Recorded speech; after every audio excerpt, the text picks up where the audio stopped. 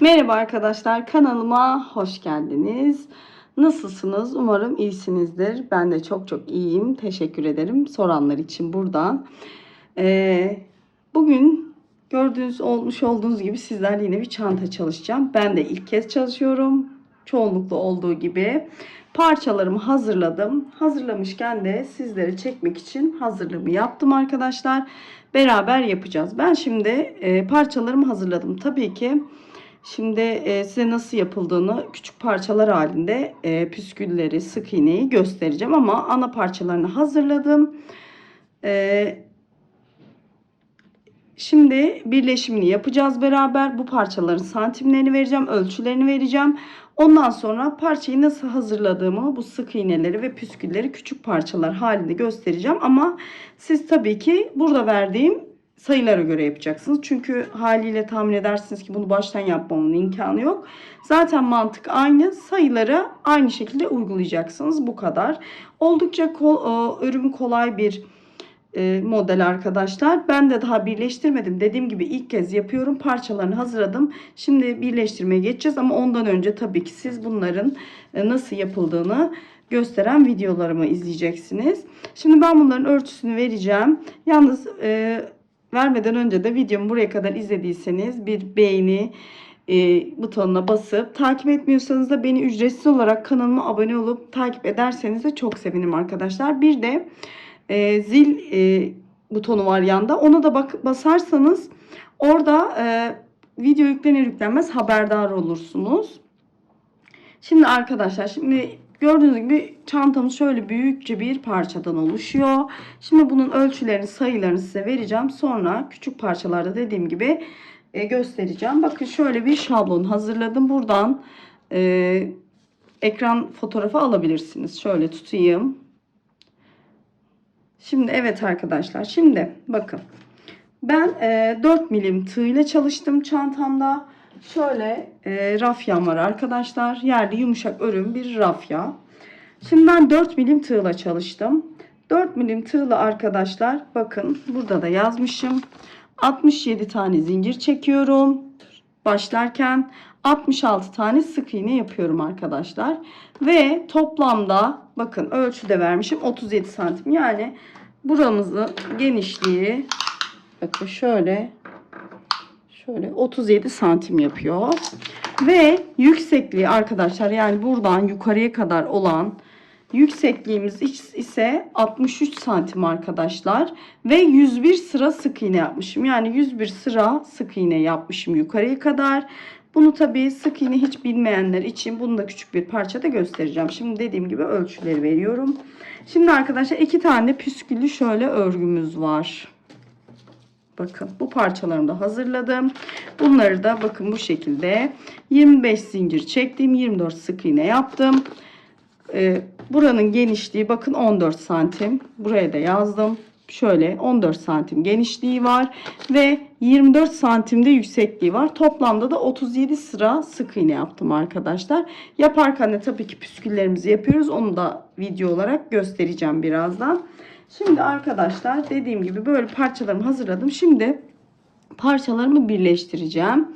Dediğim gibi önce sizi bu parçaları nasıl yapıyorum onunla baş başa bırakıyorum. İlk önce onu bir izleyin. Sonra sizinle birlikte birleştirmeye geçelim. Evet arkadaşlar, öncelikle sık iğne yapımını göstereceğim. Örgüye yeni başlayan arkadaşlarım için şurayı da bırakayım, ekran fotoğrafı almak isteyenler için. Örgüye yeni başlayan arkadaşlarım için başlangıç göstereceğim. Dediğim gibi 4 milim tığ kullanıyorum arkadaşlar. Şöyle bir ipim var. İpimi açıklamalar kısmına markasını eklerim arkadaşlar soranlar için. Şöyle bir rafya ipim, yumuşak örüm arkadaşlar, el acıtmıyor. 4 milim tığla örmeyi tercih ettim ben. Elimde biraz sıkı normale göre. Kağıt iplerde 3,5 milim kullanırım ama rafyada 4 kullanmayı tercih ettim. Bence gayet güzel bir duruşu oldu. Şimdi arkadaşlar burada gördüğünüz gibi bakın sık iğne parçamızın ölçüleri var.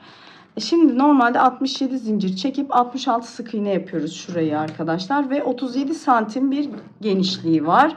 Yüksekliği de 63 santim arkadaşlar. Bakın parça kameraya sığmıyor. Bayağı uzun yüksekliği. 60, bakın şurada yazdım. 63 santim. 101 sıra sık iğne yapıyoruz. Tabii ben o kadar şimdi büyük yapmayacağım. Size Şu küçük bir parçada bunu anlatacağım ama siz verdiğim ölçülere göre yapacaksınız bunu. Şimdi arkadaşlar tığımı alıyorum ve bir kilit zincir çekiyorum. Ve bakın şöyle 1, 2, 3, 4, 5, 6, 7 adet zincir çektim. Şimdi arkadaşlar 7 adet zincirden sonra bu bir tane tığımdaki zincirden sonra gelen bakın şuradaki zincirin içine batıyorum ve sık iğnemi yapıyorum. Tekrar batıyorum. Burada batarken bakın şöyle ben iki kanadını birden alıyorum. Şöyle göstereyim. İki kanadı birden alıyorum. Çok sıkı olmayacak şekilde zincir çekmeye çalışıyorum. Yani ben yapabildiğim kadar arkadaşlar. Hani benim elim zaten sıkı. Biraz da böyle hani çok sıkmamaya çalışıyorum. Şimdi arkadaşlar zincirlerimin içine sık iğnelerimi yapıyorum. Şimdi bakın 1, 2, 3, 4, 5 ve 6. 7 adet zincir çekmiştik. 6 adet sık iğnemiz var.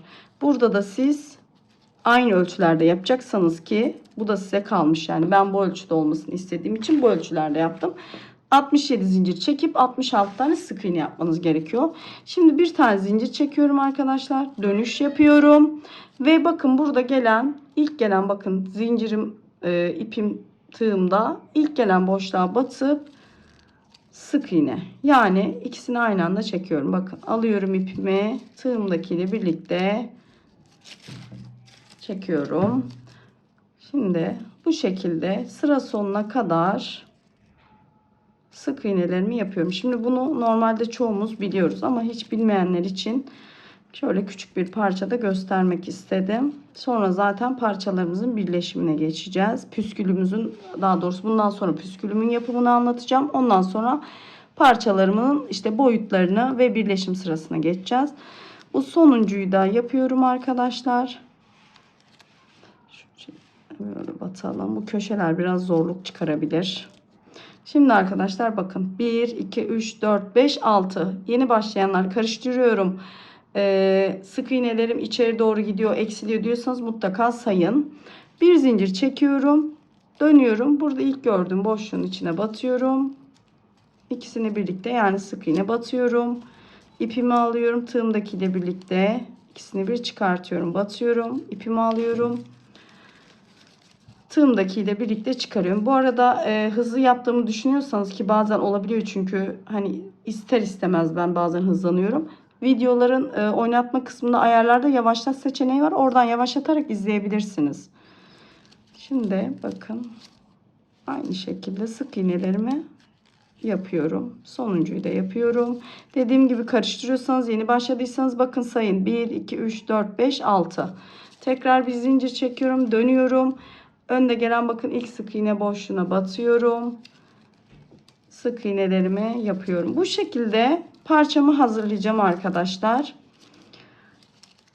Bakın hep olayımız bu şekilde oluyor. Bu sık iğneden çanta tabanları yapabilirsiniz. Yeni başlayanlar eğer dikdörtgen çanta tabanı zor geliyorsa bunu istediğiniz boyda zincir çekip bu şekilde uzatıp çanta tabanı da yapabilirsiniz. Bu şekilde arkadaşlar sık iğnelerimizi yapıyoruz. Siz burada verdiğim ölçüye göre yapacaksınız. Dediğim gibi 67 zincir, 66 sık iğne, 63 santim oluyor örgümüzün boyu ve 101 sıra yapıyorum. 37 santimde genişliği oluyor arkadaşlar. Şimdi ben parçalarımı hazırladım. Birazdan zaten püskül yapımına ve parçalarımın birleşiminde beraber olacağız arkadaşlar. İlk önce dediğim gibi yapmamız gereken bu parçamızı hazırlamak. Ben parçalarımı hazırladım. Şimdi sizinle birleştirme aşamasına geçeceğiz püskülden sonra. Öncelikle püsküllerimizi yaparak başlayacağız. Bunu da şöyle küçük bir parçada göstereceğim arkadaşlar. Şimdi şöyle tığımı alıyorum ve püsküllerimi yapmak için ilk önce ben 2 sıra sık iğne sırası yapacağım arkadaşlar. Şu şekilde birleştirme sıramız hani olsun diye. Şimdi dediğim gibi ben küçük bir parçada göstereceğim. 4, 5, 6, 7, 8, 9, 10. Şimdi 10 tane zincir çektim arkadaşlar.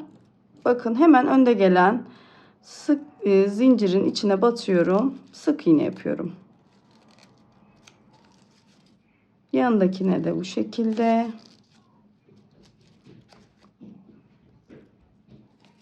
Yanındakine de. Ben normalde kağıt ipleri 3,5 milimle çalışırım arkadaşlar. Ama bu rafyada 4 milimle çalıştım. Bence oldukça da ideal oldu. Çok da sıkı sıkı olmasını istemedim çünkü. Ben zaten normalde eli sıkı olan bir insanım ve sıkı işlerim. Yani istemsizce sıkı işliyorum. Yani bilerek, bilinçli değil. Bu ipte bence 4 numara ideal. Şimdi arkadaşlar. Şimdi bakın.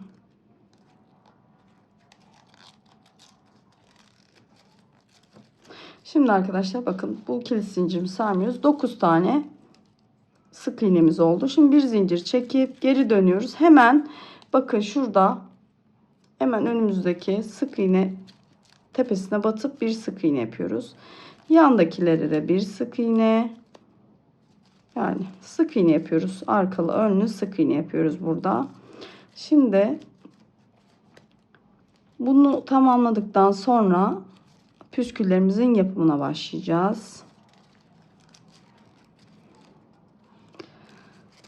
Arkadaşlar bak sonuncuya da hemen bir sık iğne yapıyorum.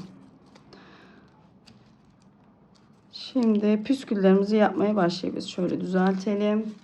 Şimdi bir zincir tekrar çekiyorum arkadaşlar. Geri dönüş yapıyorum. Burada ipimizi çalışırken şöyle elimizi biraz düzeltelim. Püskül yapacağımız için. Şimdi normal tığımızı bakın şu şekilde örer gibi alıyoruz parmağımıza. Bakın arkadaşlar şöyle hatta düzelteyim. Dediğim gibi bu kağıt ip gibi değil, dönüyor. Bakın şu şekilde normal ipi tutar gibi tuttum. Şimdi arkadaşlar şu baş parmağımızı ipimizin bakın şöyle tutuyoruz, arkasına geçiriyoruz. Püskül boyumuzu ayarlıyoruz. Ben şöyle bir parmak şeklinde yaptım. Yani baş parmağın etrafını dolanacak şekilde. Ve şimdi sık iğneye bakın burada şurada dibine batıyoruz ya sık iğne yaparken aynı yere batacağız. Şimdi parmağımızla şöyle aşağı indiriyorum. Püskül boyu ne kadar isterseniz o kadar yapabilirsiniz. Ve bu sık iğne yerine bakın dibine. Şöyle göstereyim. Dibine aynı batacağımız yere yapıyorum. Yapamıyorum. Kusura bakmayın böyle hatalar olabiliyor. Şöyle indiriyorum. Çünkü hem kamerayı kontrol ediyorum hem parmağıma bakıyorum. Ve şurada sık iğne yapacağımız yere bakın hemen dip noktasına batıyoruz. Ve sık iğnemizi yapıyoruz. Bu şekilde kilitlenmiş oluyor arkadaşlar. Şimdi tekrar bu sıra hep böyle gidecek. Parmağımızla aşağı doğru ipimizi indiriyoruz. Burada hizalamayı şu şekilde yapıyorum. En son yaptığım sık püskünün içine parmağımı sokuyorum arkadaşlar. Bakın. Aynı boyda olması için. Ve hemen yandaki bakın sık iğnenin tepesine yine bir sık iğne. Ve kilitliyorum. Bu kadar.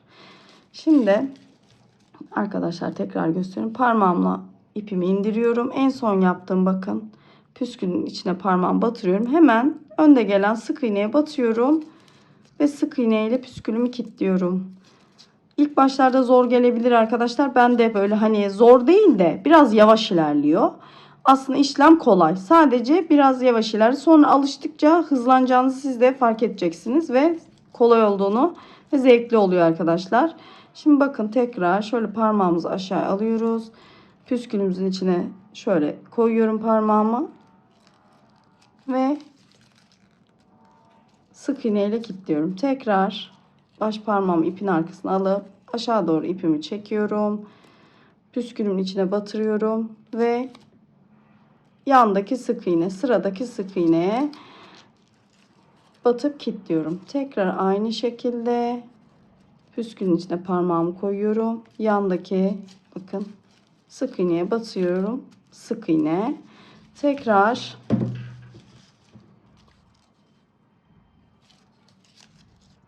yandaki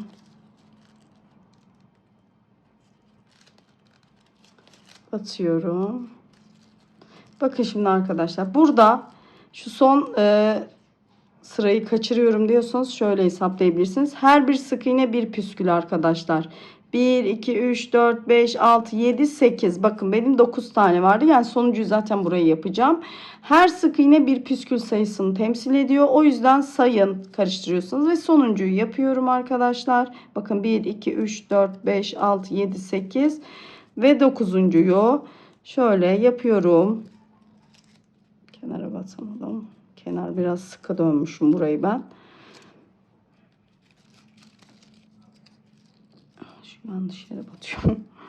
Şimdi evet, kenardakini şöyle evet batıyorum.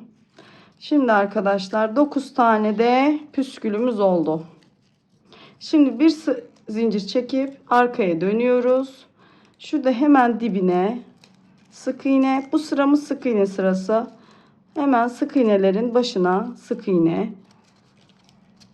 Bakın şöyle parmağımızla düzgünce tutarsak evet, her birine sık iğne yapıyoruz.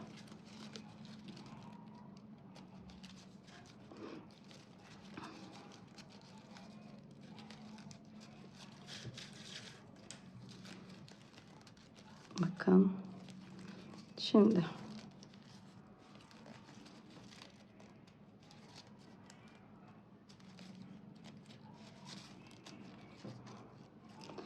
bakın.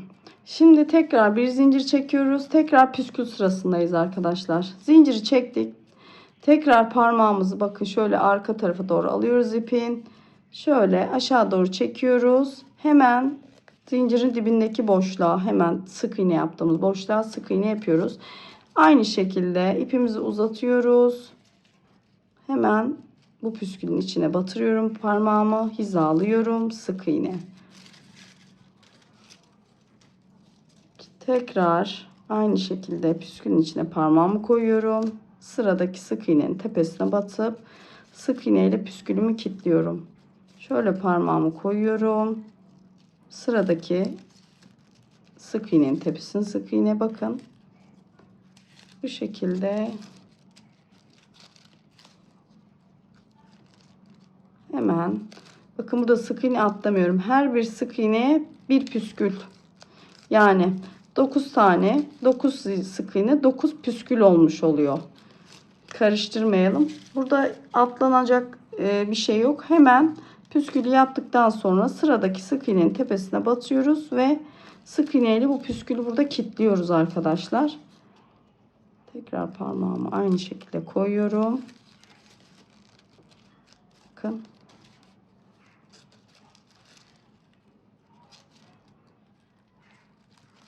Evet arkadaşlar.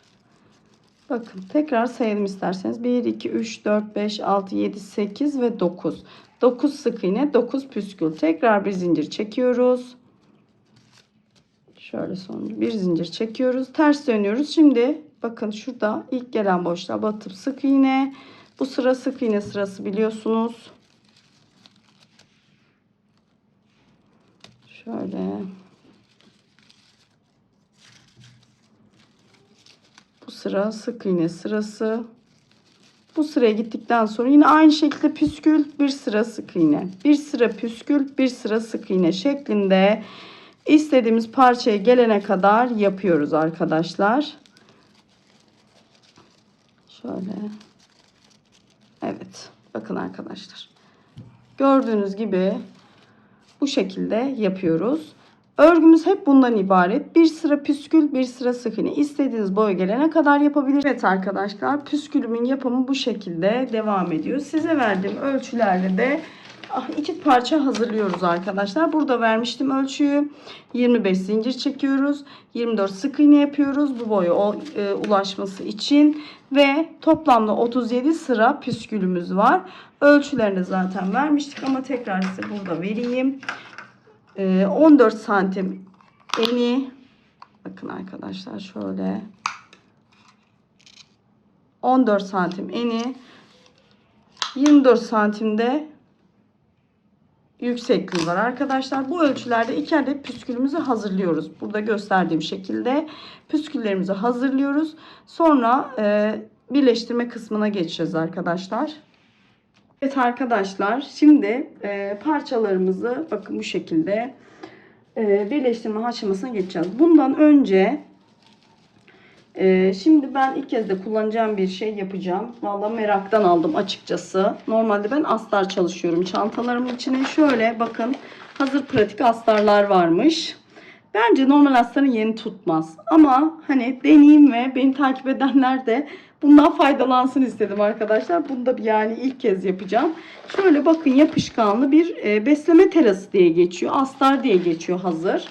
Ben bu çantamda bunu kullanmak istedim. Şimdi arkadaşlar örgümüzün tersini çevireceğim. Bakalım tersi neresi? Evet, tersi burası. Şimdi bunu çevirdikten sonra arkadaşlar burada bunun yapışkanı var.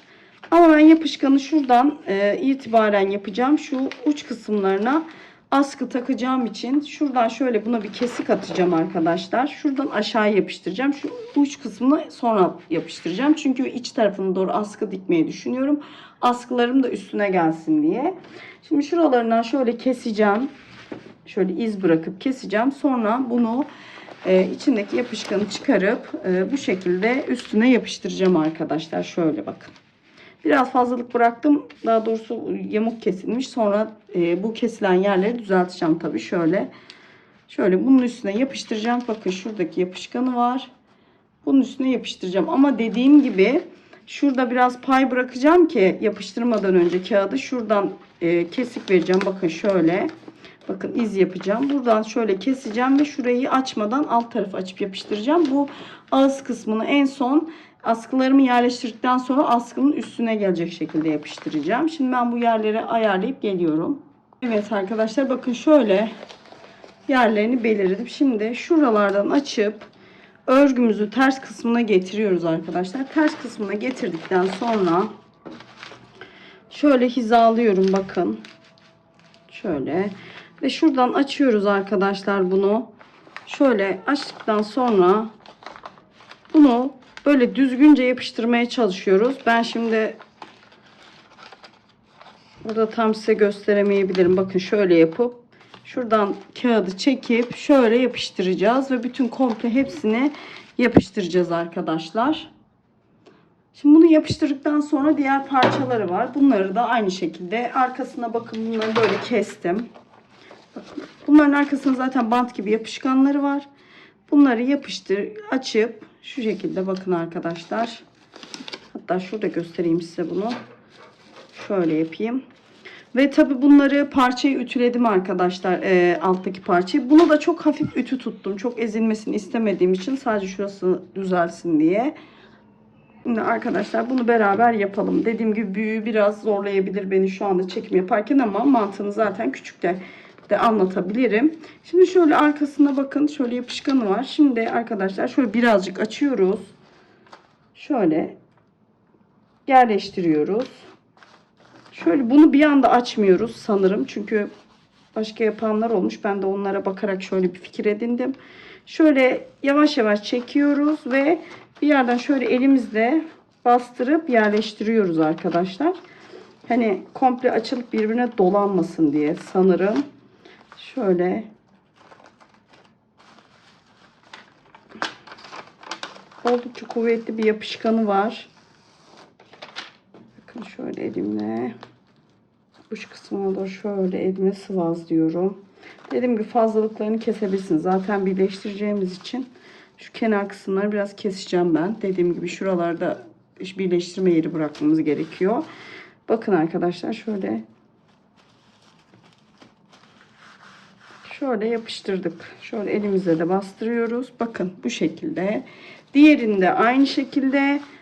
Bu parçayı da aynı şekilde arkasına yapayım. Ha, siz yapmak zorunda değilsiniz. Ben zaten dediğim gibi merak ettiğim için aldım. Bunu da şuradan şeyden aldım. Soracak olan arkadaşlara. Malum hepimizin T ile başlayan bir alışveriş sitesi var ya. Hepimizin en çok kullandığı. Orada yazdım. Besleme terası diye çıktı. Açıkçası dediğim gibi alıp denemek istedim. Bu projemde de bunu deneyeyim dedim. Hem de sizinle paylaşayım. Bu şekilde bunları burada da gösterdiğim gibi İlk önce şuradan ayırdım. İlk önce bu tarafı, bu ağız kısmını dediğim gibi askı saplarını takmadan yapıştırmak istemediğim için orayı şöyle bir boşluk verdim. Yaptıktan sonra birleşimine geçeceğiz arkadaşlar. Dediğim gibi ben bunları yapıştırıp geliyorum.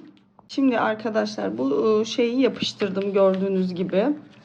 Şimdi dediğim gibi ben de yaparken karar veririm çoğu şeyi. Şimdi bir sıra etrafını sık iğne dönmeye karar verdim. Çünkü birleştirmeyi sık iğne yaparak değil, iğneyle dikerek yapmak istediğim için şu kenar görüntüsü daha düzgün olsun diye sık iğne yapmaya karar verdim. Şimdi arkadaşlar sık iğneyi de bakın şu şekilde şu iki ağız kısmında kaydırma yapacağım. Şimdi birini yaptım. Diğerini zaten size göstereceğim.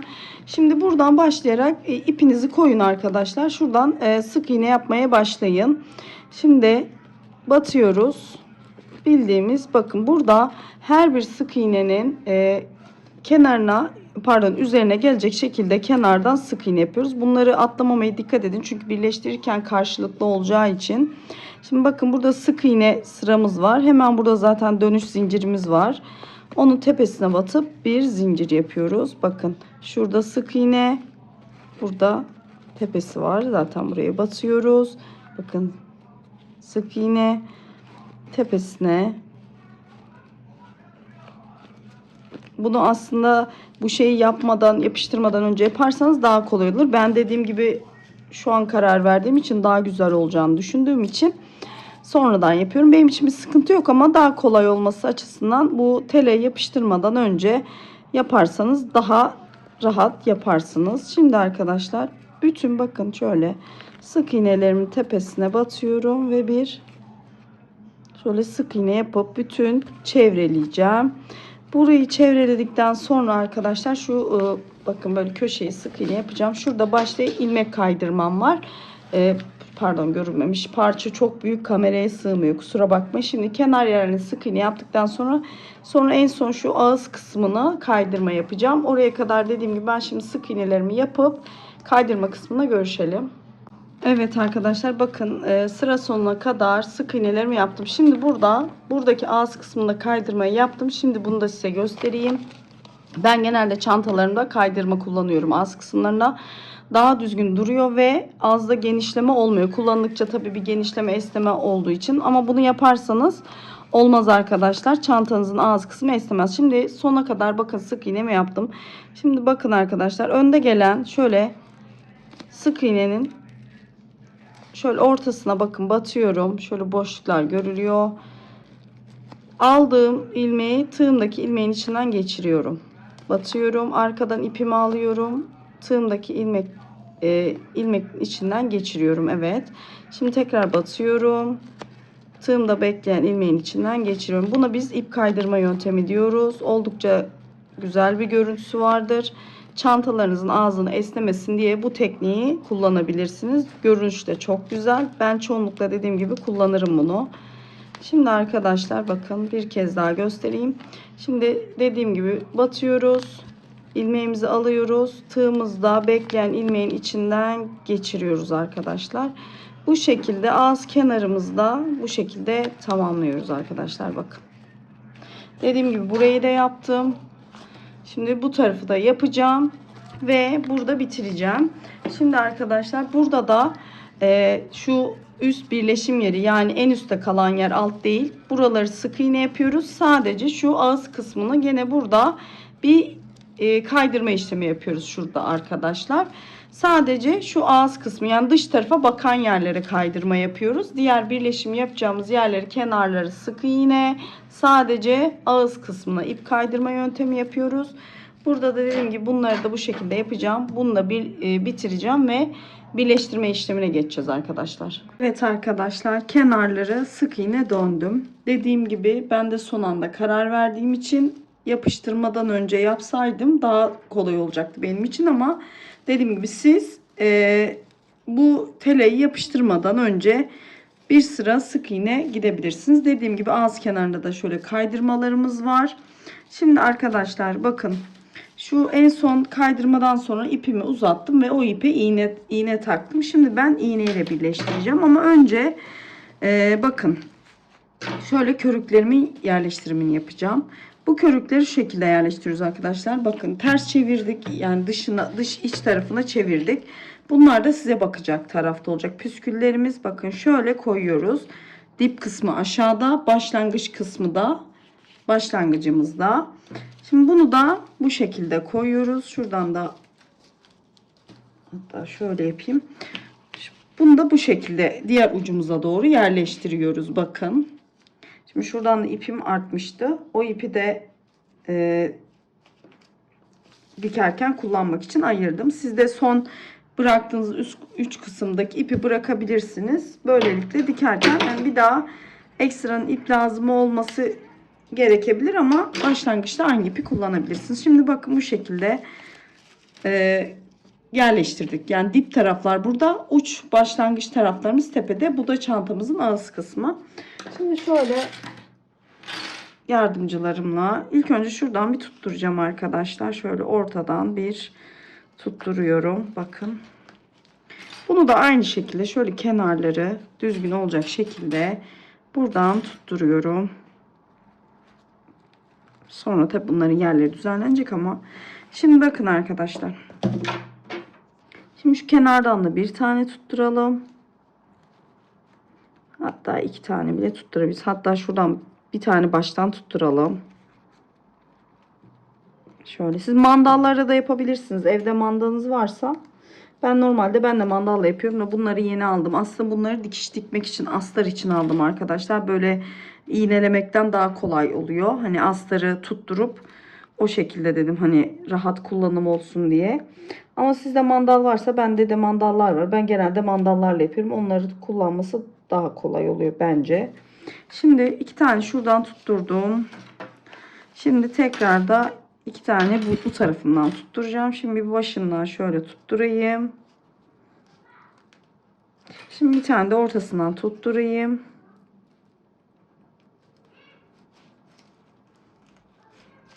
Şimdi arkadaşlar bakın bu şekilde tutturduk. Körüklerimizi sabitledik. Şimdi bu tarafa doğru bakın bu körümüzü böyle getiriyoruz. Bunu getirdikten sonra şuradakini çıkarıyoruz. Bakın baştakini çıkartıyoruz. Bakın şimdi ucunu diğer körümüz ucuna koyup şu şekilde yapıyoruz. Bu arada siz benim gibi yapışkan astar değil de normal astar kullanacaksınız. Aynı parçalarınızı tek tek astarlayın. Sonra birleştirin. Şimdi bunu da bakın şuradan tutturuyoruz. Bakın arkadaşlar. Şöyle dip kısmından da şöyle ortasından şöyle tutturacağım ve bunu iğneyle dikeceğim arkadaşlar. Normalde sık iğne de yapabilirsiniz ama ben böyle güzel duracağını daha çok inandığım için bu şekilde iğneyle birleştireceğim. Şimdi bu kısmını yapıyoruz.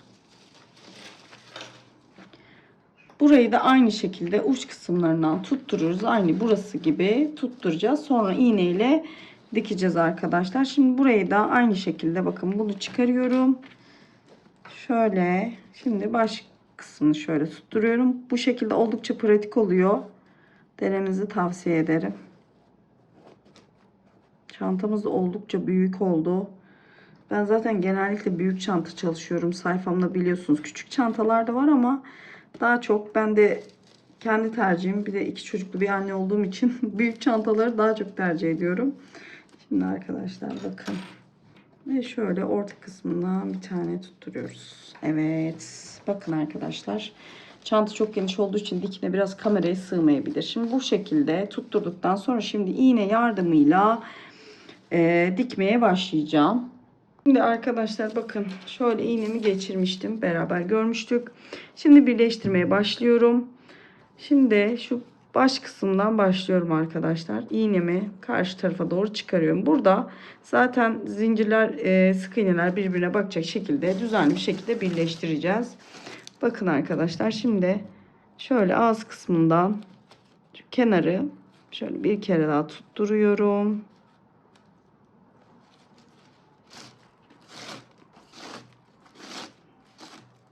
Biraz dikkatli, çok çekmeyin. Şöyle çevirdim. Bakın arkadaşlar şurada sık iğnelerin hemen altından karşıdaki sık iğneye şöyle geçiriyorum. Bu görüntüyü ben daha çok seviyorum. Yani sık iğneyle de yapabilirsiniz tabi, o ayrı. Nasıl isterseniz birleştirip hiç kenarına sık iğne geçmeden direkt ikisini birleştirip sık iğne yapabilirsiniz. Bakın şimdi böyle karşıda o da sık iğneye denk gelecek şekilde şuralardan boşluklardan bakın şuradaki sık iğne boşluklarından karşıya doğru ve bunu yaparken de bakın şöyle bir geri gidiyorum bir ileri, hani böyle makine dikişi gibi sağlam olsun diye. Şimdi bakın bu şekilde bütün çantamızın kenarını dikiyoruz arkadaşlar. İğne yardımıyla birleştiriyoruz. Bakın.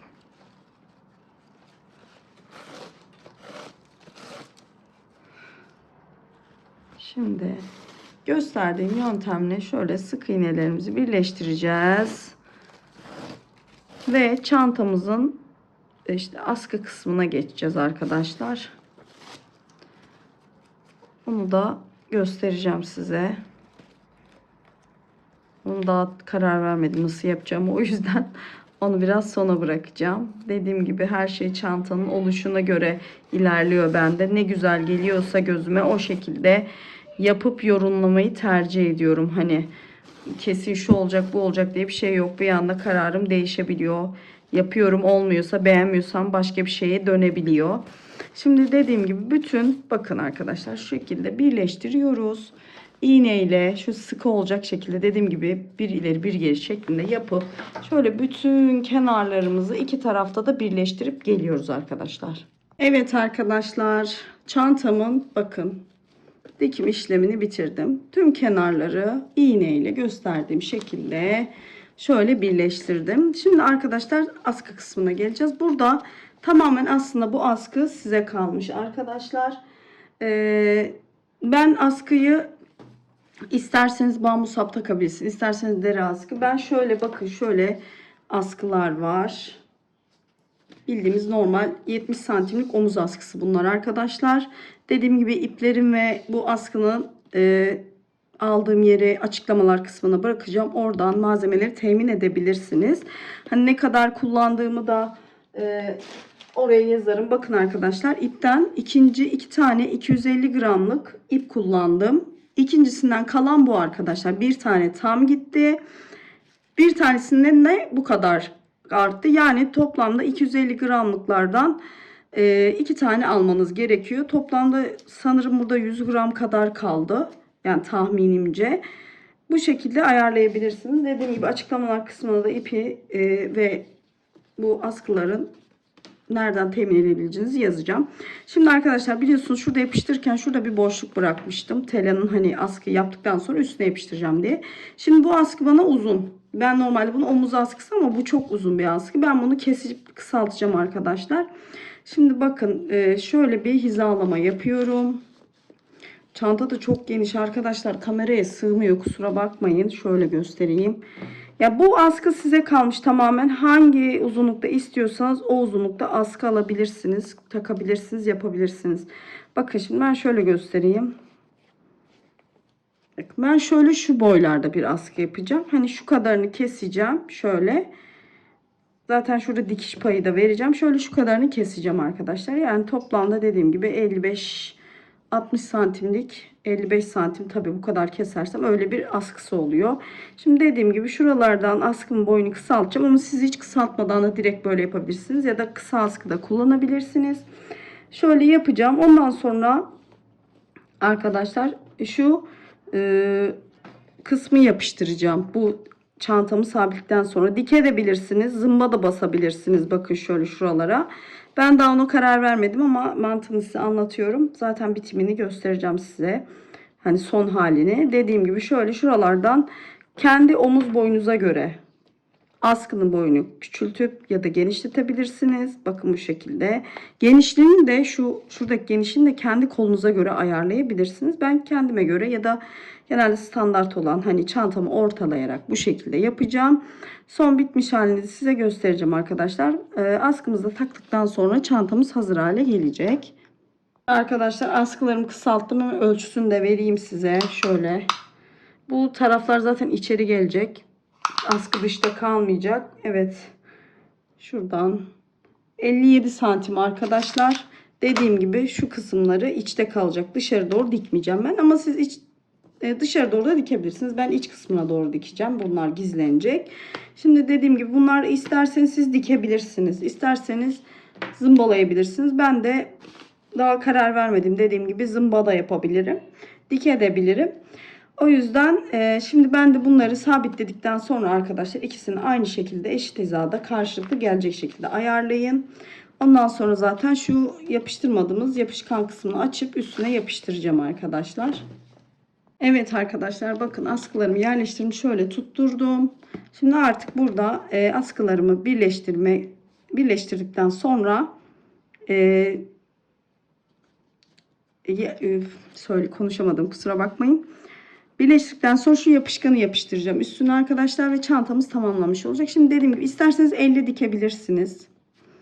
İsterseniz dediğim gibi zımba basabilirsiniz. Nasıl isterseniz o şekilde yapabilirsiniz arkadaşlar. Ben de yaptıktan sonra zaten bitmiş halini dediğim gibi size göstereceğim. Evet arkadaşlar, çantamı bitirdim. Şöyle bakın, askılarını ben elimle diktim. Siz de elinizle dikebilirsiniz. Şöyle yapışkanlı yeri çıkarıp üstüne doğru yapıştırdım arkadaşlar. Çantam bu şekilde oldu. Siz isterseniz içine ekstra astar dikebilirsiniz ya da hiç astarsız da kullanabilirsiniz. Rafiye ipleri biliyorsunuz astarsız da çok kullanışlı oluyor. Tercih ediliyor. Ve yurt dışlarında biliyor musunuz, bana da bir yurt dışında beni takip eden takipçim söylemişti. Çantalarınızı neden astarlıyorsunuz? Bu çantalar astarsız kullanılır. Yani aslında yurt dışında astar olayı yok. Bence bizim ülkemizde var bu astar olayı. O da sanki hani daha uzun ömürlü kullanım açısından gibi düşünüyor diye düşünüyorum. Ama bazı çantalar gerçekten astarsız kullanılabilir. Şimdi dediğim gibi askılarımı şöyle diktim arkadaşlar. Çantamı da bitirdim. Bence çok güzel oldu. Plajda, günlük kullanımda oldukça iyi ve kullanışlı olur. Ve bence şu andaki püskül detayları, bu çanta çok sade, basit bir yapım var ama şık bir görüntü katıyor bence bu püsküller. Şimdi arkadaşlar bakın, ölçü vereceğim. Zaten hani yaptığımız parçaların ölçüsünü size vermiştim ama şöyle bakın. Şöyle bir ölçü vereyim tekrar size. Şöyle bitmiş halini. Bakın 36 santim genişliği var. Şöyle yüksekliğini de şöyle taban kısmına kadar ölçebilirim. Onu da bakın, şurada tabanımın bittiği yer. O da 24-25 santim civarı arkadaşlar. Dediğim gibi iç kısmına isterseniz astar çalışabilirsiniz. İsterseniz bu şekilde de kullanabilirsiniz. Dediğim gibi şurada şema yapmıştım. Bunu tekrar göstereyim. Ekran resmi almak isteyenler alır. Yalnız buradaki ölçüler dediğim gibi videoda sonradan bir sıra sık iğne döndüm. Bu sık iğneden önceki halleri. Bunları yaptıktan sonra bir sıra sık iğne dönüyoruz parçaların etrafına arkadaşlar, birleştirme için. Bu kadardı. Umarım beğenmişsinizdir arkadaşlar videomu. Küçük bir ricam var arkadaşlar. Bir türlü YouTube kanalımdaki abone sayım artmıyor. Halbuki yani Instagram'da beni takip edenler bilir. Orada gayet güzel bir kitlem var. Ve yaptığım her şeyi çekebildiğim kadar paylaşmaya çalışıyorum. Ama yani abone olmak ücretsiz arkadaşlar. Abone olursanız ben de emeğimin karşılığını almak isterim. Hani başkalarına gönderebilirsiniz mesela, videoyu paylaşarak da benim yayılmama sebep olabilirsiniz. Çünkü bu çantaları yapmak, çekim yapmak çok zor arkadaşlar. Ben de takipçilerimi kırmamak adına çekebildiğim kadarıyla çekmeye çalışıyorum. Hani bir de dediğim gibi ben çok profesyonel değilim. Hani Instagram sayfam var, orada paylaşıyorum. Hani takipçilerim yardım olsun diye, onlar da yapabilsin diye elimden geldiğince çekim yapmaya çalışıyorum. Yani sananın aksine hani çok büyük böyle hani bir şeyim yok. Buradan gelir de almıyorum açıkçası şu anda. Ama sadece hani hem emeğimin karşılığını görmek istiyorum sadece arkadaşlar. Gerçekten bakın, takipçi sayım bir türlü artmıyor. Hani Instagram'da gayet iyi ama dediğim gibi burada neyse beğeni butonuna basmak hani zor geliyor insanlara ama bunu anlayamıyorum. Alt tarafı beğeni butonuna basacaksınız, bu kadar. Arkadaşlar aboneli olmak da yani ücretsiz, onu da yapabilirsiniz. Bence yani bana yapabileceğiniz en büyük destek bu arkadaşlar. Şimdiden hepinize çok teşekkür ediyorum. Bir dahaki videoya kadar hoşça kalın diyorum arkadaşlar.